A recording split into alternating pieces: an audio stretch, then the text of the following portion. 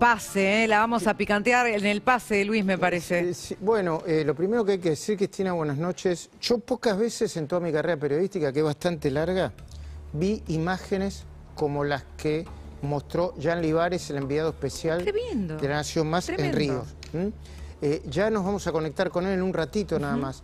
Pero por eso, Cris, yo le pedí a Luis Gasulla, porque le enviaron desde Río imágenes exclusivas que mientras las ponemos en el aire, nos cuente un poco qué hay detrás del infierno en Río, y te voy a pedir a vos también que me cuentes, según los datos que tenés, qué es lo que está pasando en Río. Anticipo, está Gustavo Carabajal desde la redacción, está Nico Pizzi, hay una conexión entre el Comando Bermelo y la República Argentina. Pero si no te parece mal, Cris, me gustaría saludar a Luis Gasulla. Luis, buenas noches, ¿cómo te va? Buenas noches, Luis, buenas noches, Cristina. Luis, ¿qué tal? Mirá, las imágenes son estremecedoras, hay videos que no podemos poner al aire, hay otros que son increíbles y que tienen que ver con los propios policías rezando antes de entrar al operativo. Se habían enviado un montón de órdenes de detención durante un año de trabajo de la justicia para detener a más de 50 líderes narcos. Pero fíjate esto, este es el momento en el que los vecinos encuentran a la noche en un bosque, acá están las imágenes, empiezan a encontrar los cadáveres sin vida. Esto no se vio hasta ahora. Caralho! Achou aqui? Tem aqui, tem copo aqui. Faz. Oh, bueno, ahí se empieza. Oh, son cuerpos decapitados, pedazos de cadáveres. La mujer está conmocionada. Esto es en una zona alejada de la zona turística de Río de Janeiro, es al norte de Río de Janeiro, cerca de la cuestión del complejo Alemão. Allí cerca. Esos cadáveres después los llevan a la Plaza de la Misericordia. Un escenario de guerra, Luis. Un escenario de guerra. Y hay un elemento más que hoy lo comentaba Jan Libares. Yo les pido por favor a la enorme audiencia que tenemos, y muy atenta audiencia, que por favor, si hay niños, por lo menos le cuenten el contexto de lo que vamos a contar y mostrar con mucha prudencia ahora. Yo es la primera vez que lo escuché a Jan Libares, y lo vi a Jan Libares decir que estaba impactadísimo. Quebrado. Quebrado porque mientras que los cadáveres se apilaban, vino una de las personas, sacó de la mochila de un cadáver que tenía cortada la cabeza, una cabeza, y la puso en la bolsa de cadáveres que estaban apiladas una tras otra. Jan Libares, buenas noches, ¿cómo estás? Hola Luis. Hola, muy buenas noches para vos, renuevo el saludo con Cristina y con todo el equipo. Sí, efectivamente, y no lo vamos a olvidar porque esa cabellera estaba pintada de rojo, de colorado. Es impactante. Estábamos en vivo, estábamos al aire, cuando nosotros nos llamaba la atención, llevaba un hombre con una mochila y literalmente la abrió y sacó la cabeza y la puso con el cuerpo que estaba ahí. Jan, vos estás ahí. ¿Cuáles son primero, cuáles son las últimas novedades? Porque hay mucho ruido político alrededor de lo que está pasando. Y después, ¿cuáles son los números de esta guerra en las calles de Río de Janeiro? Bien, en cuanto al ruido político, por ahora muy presionado Luis Ignacio Lula da Silva para que bajen las fuerzas federales a Río de Janeiro, en particular a las favelas más complicadas que son Peña y Alemão. Y respecto a lo que vos marcabas recién, Luis, de las últimas novedades, no está clara la cifra. Lo decíamos con Cristina, el gobierno dice 121, la Guardia Civil dice 132, los vecinos dicen más de 135, con lo cual por ahora no hay una cifra oficial. Por eso hoy más temprano con Juan Pablo Barsky fuimos al Instituto Médico Legal, lo que se conoce como la morgue de Río de Janeiro. Tampoco te dan una cifra exacta. Es impactante, Luis. Jan, están tratando de hacer autopsia por autopsia las identificaciones. Sí, Cris. Te quiero hacer una pregunta sobre este modus operandi de las decapitaciones. Si hay antecedentes de ejecuciones con esta metodología medieval, te diría, ¿no? O que se puede ver en el fundamentalismo islámico de Medio Oriente en algunos casos, o tiene algún mensaje entre los códigos del narcoterrorismo. Claro. Es un claro mensaje del narcotráfico. Sucedió también, Cristina, en Argentina. Ustedes recuerdan el caso Pérez Salgaba. Lo descuartizaron y la cabeza la pusieron por un lado. Pasa siempre lo mismo cuando el narcotráfico está de por medio. Ese es un modus operandi que vimos también en Perú cuando estuvimos por el caso de Pequeño J. Hace tan solo 21 días, menos de un mes estuvimos en Perú. Pasa exactamente lo mismo. Pero es acá, el modus operandi del narcotráfico para la venganza. Sería para tratar de reconstruir, porque estamos hablando de una incursión a sangre y fuego de las fuerzas de seguridad, pero en ese contexto, ¿qué sería? ¿Que consideran traidores a esas personas a las que decapitaron? Claro. ¿Cuál sería el contexto? ¿Por qué? ¿Quiénes fueron los presuntos ejecutores de esa decapitación, querido Jan? Claro. Esa es la pregunta clave, por eso hoy lo decíamos durante gran parte de la jornada. Esperen, ¿cómo es que aparecen esta mañana de repente algunos, repito, 52 cuerpos, otros dicen 70, bueno, que son los que nosotros mostrábamos en ese desfiladero en la calle? Hablando de números, ¿es propio de una interna, Luis? Es una pregunta abierta. Hablando de números, ahora Luis Gasulla nos va a refrescar y actualizar los últimos números. Ya está Gustavo Carabajal desde la redacción, está Nico Pizzi ya también con mucha información. Cristina, ¿cuáles son los números de este infierno, de esta guerra entre narcotraficantes y las fuerzas de seguridad en Río de Janeiro, Brasil, querido Luis? Un infierno en números. Los números tienen que ver con las víctimas fatales. 130 está discutido, como decía Jean Libares. Vamos a poner este número con un asterisco que es más de 130, pero ya está confirmado por lo menos 130 víctimas fatales. 60 son los cadáveres encontrados por la noche en el bosque, como recién te mostrábamos en el video, Luis.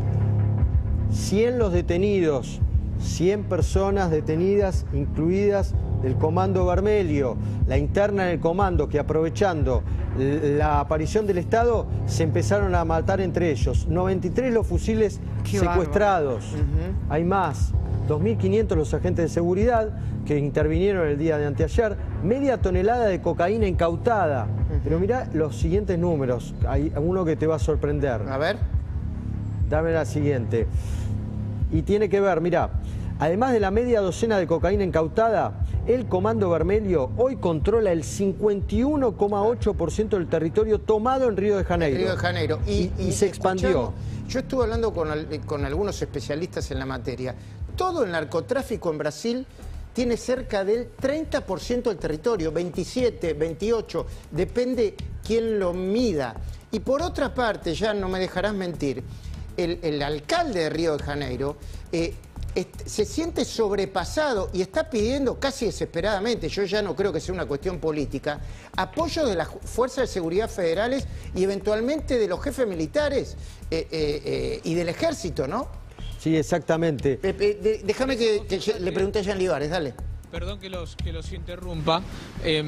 Vos fijate, Gabriel Castro, cómo dice: yo ya le pedí a Lula da Silva 3 veces las fuerzas federales y fueron negadas. Por eso Marcelo Lewandowski, el ministro de Seguridad, salió al cruce y dijo: no, eso es mentira, no nos pidió nada. Por eso, Luis, es muy importante entender la disputa política. Lo charlamos con Cristina más temprano. Sí, sí. Saber si van a desembarcar o no las fuerzas federales acá. Bueno, ahora voy con Gustavo, ya te doy, Luis, pero hoy lo decía Cristina. A ver, de nuevo una disputa política de un pretendido progresismo diciendo: che, no toquemos a la gente, no toquemos a los narcos, no toquemos al... Empiezan con el narcomenudeo, la favela, las víctimas de la pobreza. Bueno, uno puede compartir que muchos de los que están ahí son víctimas de la pobreza, pero el narcotráfico hay que combatirlo y derrotarlo, ¿no, Cristina? Acá hay un choque político, Luis, sin dudas. De un lado, lo que acá llamábamos el garantismo, ¿no? Decir, no, son víctimas de la situación socioeconómica. Del otro lado, la decisión de las autoridades cariocas de hacer una ofensiva para dejar en evidencia que las fuerzas federales no se quieren meter a combatir al narcotráfico, al narcoterrorismo en este caso. Cortar cabezas, decapitaciones por eventuales internas, ya es narcoterrorismo, ¿no? Es una situación para generar terror y pánico en la población desde organizaciones criminales. Y me parece que esto llega en un contexto donde las autoridades de Río de Janeiro, más cercanas al bolsonarismo, y del otro lado, Lula da Silva, están entrando en un año electoral donde uno de los grandes temas va a ser la lucha contra la delincuencia organizada. Y cuando Donald Trump está cambiando su política en la región, región y avanzando en el Caribe contra países que cree son socios del narcotráfico. Ni más ni menos. Y por eso es tan importante que dentro de minutos nada más ya está llegando el diputado y candidato a diputado Diego Santilli, porque también en la ciudad tuvo que enfrentar a bandas de narcotraficantes y que si seguían creciendo iban a copar los territorios. Pero hay una conexión argentina. Ya te doy, Nico Pizzi, buenas noches. Lo quiero saludar a Gustavo Carabajal porque tiene muchísima información en ese sentido. Gustavo, buenas noches desde la redacción de La Nación. ¿Qué información tenés que vincula al Comando Vermelho con la República Argentina?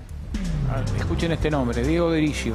Diego Diricio. Lo nombró Facundo Chávez. Contanos, ¿de quién exactamente, se trata? Diego Diricio es un acusado de haber traficado armas y vendido armas al Comando Vermelho y a la otra gran banda que opera en Brasil, que es el Primeiro Comando Capital, el PCC, todavía más poderoso que el Comando Vermelho. Diego es de San Pablo. Diricio, aclaremos, Diego Diricio es argentino. Sí.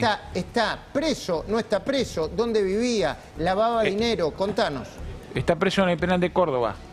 Lo acusan de traficar armas desde Turquía, desde Croacia, hacia Sudamérica, y de que parte de esas bandas, de esas armas, perdón, cerca de 25.000, fueron vendidas, no todas, al Comando Vermelho.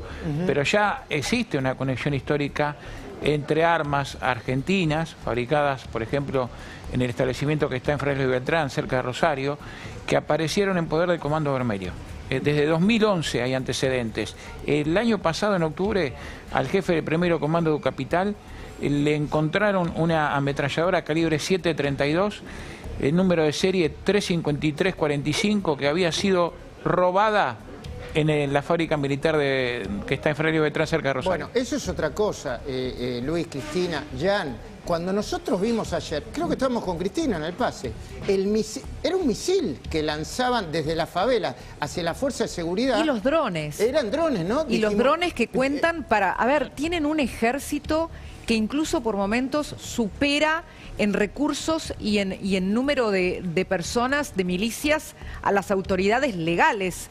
Entonces estamos hablando de una guerra entre las fuerzas de la ley y las fuerzas del crimen organizado. Tenían drones para atacar en forma selectiva, quirúrgica, con granadas, a los policías que iban a avanzar a sus territorios. Contanos un poco, Jan Libares, fueron más de 2.500, lo venían preparando desde hace un año. Contanos un poco qué pasaba desde ahí. Bueno, lo que queda totalmente confirmado es mínimo, Luis, esta operación en particular, planeada en el tiempo, como decías vos, un año, pero cuando se motorizó efectivamente cómo iba a ser la inyección de 2.500 efectivos de la Policía Militar, fue hace 60 días. Hoy lo dijo el secretario de Seguridad. Se me está perdiendo un poco el volumen Sí, de Jan Libares. se perdió un poquito la Se está perdiendo señal. el volumen en el aire. Repetinos, Jan, por favor. Te decía, Luis, hace 60 días, hoy lo dijo el secretario de Seguridad Meneses, planificaron el paso a paso de esa incursión, este operativo de contención. Vos lo decías muy bien, 2.500 policías militares sin ayuda de fuerzas federales, y la respuesta hoy quedó en evidencia. Yo seguro, Luis, estén repasando las imágenes. En un momento, cuando entramos a la favela con Jonathan Cot, llegamos a una barricada, encontramos los autos prendidos fuego que veíamos viralizados ayer entrada la tarde. Bueno, hoy los encontramos. En esos pasillos, Luis, la cantidad de balazos es indescriptible. Algunos vecinos nos decían 200 detonaciones por minuto se llegaron a escuchar. Ni más ni impactante, menos. impactante. Ni más ni menos. Ya está llegando, ya está en el piso Diego Santilli, candidato a diputado nacional, fue ministro de Seguridad de la Ciudad de Buenos Aires. Este tipo de cosas hay que discutirlas hoy en la Argentina, porque dicen, estamos muy lejos de Brasil. Miren estas imágenes que nos va a mostrar Luis Gasulla, imágenes exclusivas que le enviaron colegas desde Brasil. ¿No están los policías rezando? ¿Sí? Dale. Dale, vamos con el siguiente video, a ver si lo tenemos. Bueno, si lo Matías, perfecto, Matías, cuando lo tengas, lo llamas. ¿Lo puedo saludar a Diego Santilli? Ya está armado y presentado.